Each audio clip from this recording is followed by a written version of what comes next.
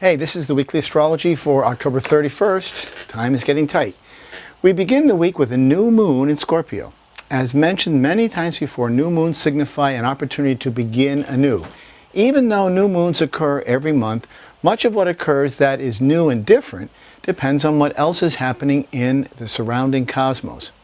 With so much vitriol flying through the airwaves lately, we can expect this to be a time when we are finally ready to be done and finished with this seemingly endless political circus. The underlying tension that has permeated our thoughts and increased the friction is due to the Saturn-Neptune square. These two powerful outer planets have set the stage for this discourse. What will be interesting to observe is how this finally settles. Saturn is the planet that represents responsibility, and in that regard we might expect or hope that we could tilt in this direction. Responsibility is always the wise and prudent choice.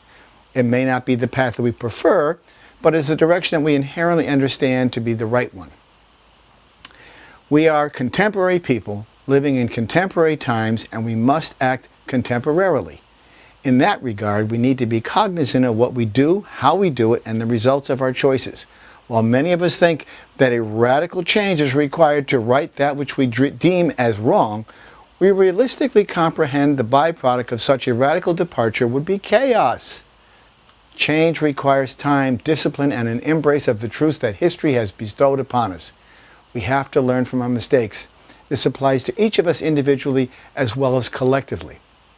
We cannot witness progress without self-reflective glance backwards at what we have wrought by poor judgment.